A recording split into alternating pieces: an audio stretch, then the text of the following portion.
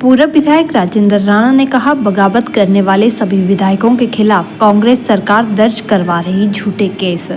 Hotel Hamir में पत्रकार वार्ता के दौरान सुजानपुर के पूर्व विधायक राजेंद्र राणा ने वर्तमान कांग्रेस सरकार पर तीखे आरोप लगाए हैं। राजेंद्र राणा ने कहा कि कांग्रेस सरकार के द्वारा भाजपा के विधायकों पर झूठे केस बनाए जा रहे हैं और बदले की भावना से काम किया जा रहा है।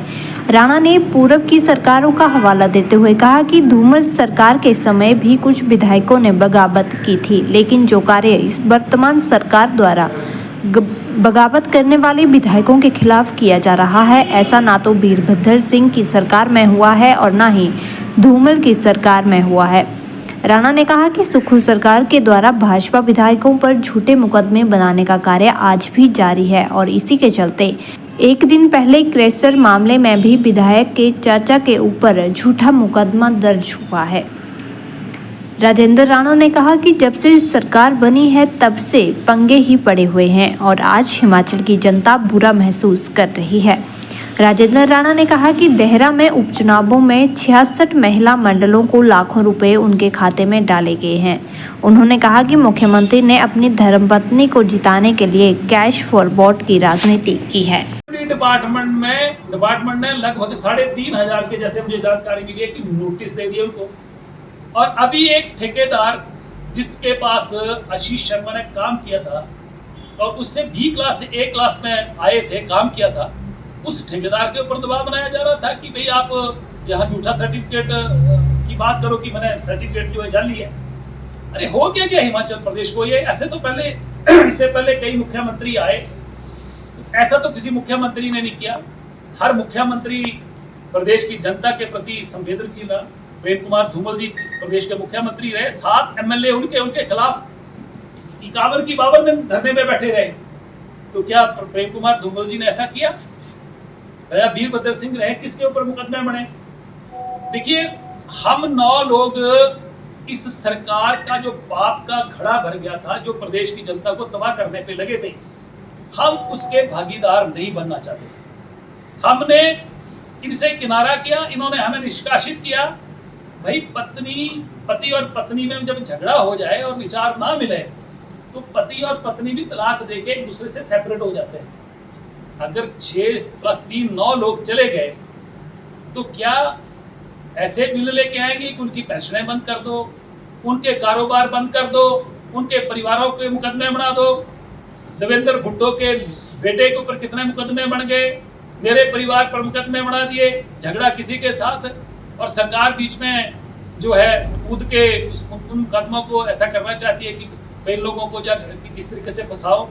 आशीष शर्मा को देख लो, सुधीर को देख लो, है कौन व्यक्ति, केएल ठाकुर को देख लो, उसके प्रेशर कुछ सब बंद कर दिए।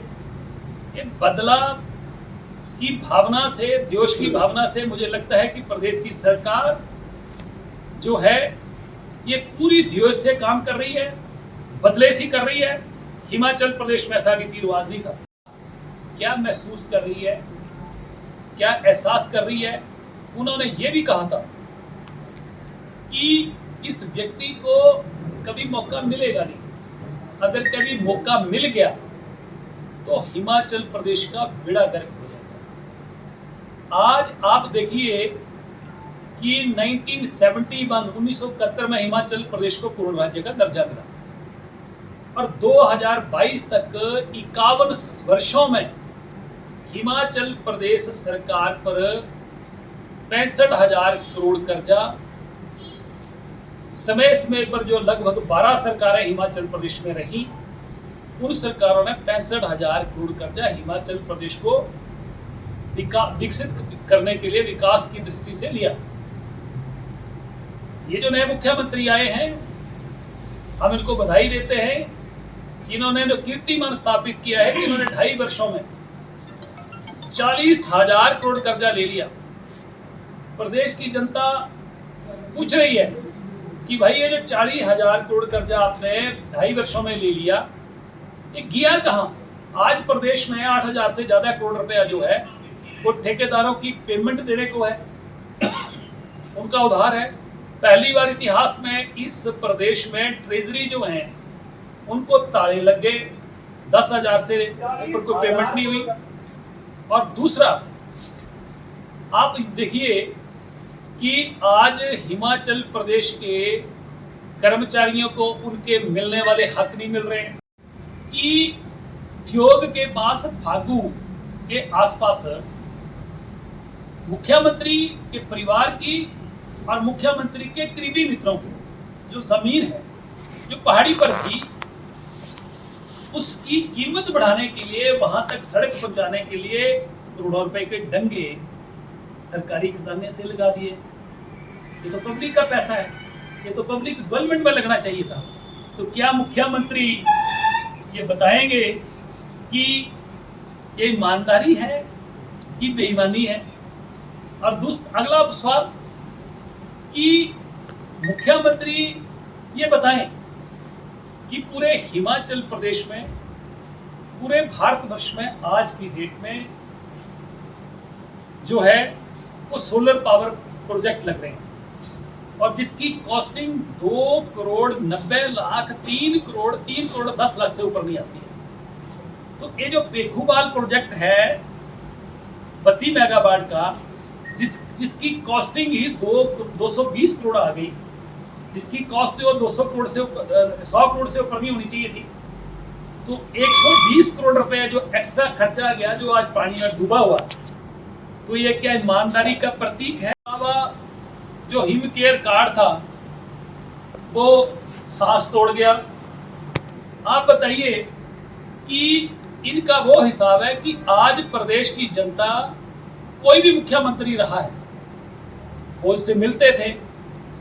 ये तब कहावत होगी, बोले भड़का हो रहा था रजाइया तानी ने सोरन दे, लोगों से नहीं मिलते।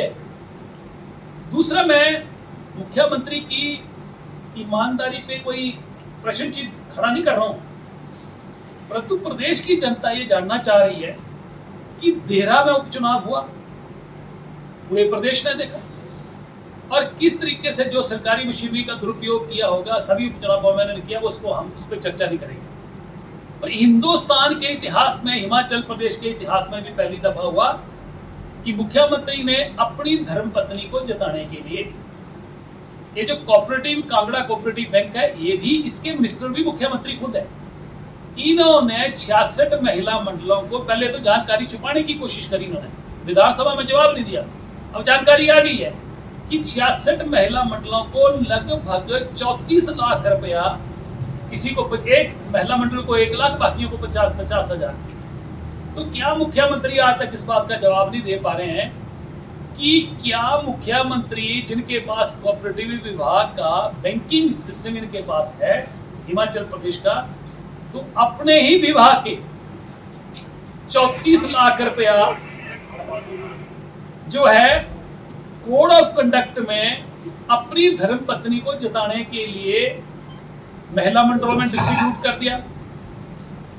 कैश फॉर वोट मैटर, मुख्यमंत्री में हिम्मत है तो इसकी जांच करवाते, पर जांच करने वाले कौन है, किससे करवाते? तो क्या लगता है कि मुख्यमंत्री की ईमानदारी यहां पर साफ दिख रही है कि वो बड़े ईमानदार आदमी है।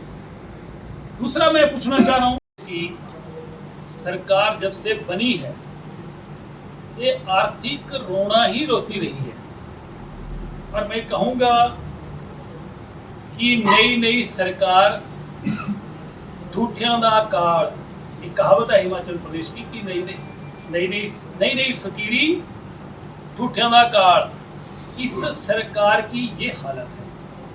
दूसरा, मैं कहना चाहता हूं कि आज हिमाचल प्रदेश की जनता क्या महसूस कर रही है। हिमाचल प्रदेश में 62 वर्षों तक राजा वीरभद्र सिंह लगातार सक्रिय राजनीति में रहे, 6 बार मुख्यमंत्री रहे, केंद्र में भी मंत्री रहे। उन्होंने प्रदेश के मुख्यमंत्री सुखविंदर सिंह सुक्खू पर जो टिप्पणी करी थी, उन्होंने टिप्पणी करी थी, आप खुद सुन सकते हैं कि हिमाचल प्रदेश में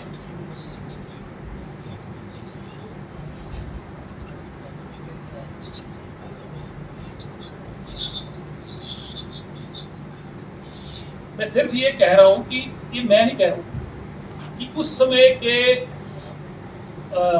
मुख्यमंत्री रहे, उस समय उन्होंने टिप्पणी करी थी कि हिमाचल प्रदेश का सबसे बड़ा ब्लैकमेलर कोई है तो सुखविंदर सिंह सुक्खू है। मैं नहीं कह रहा हूँ कि राजा वीरभद्र जी ने टिप्पणी करी थी,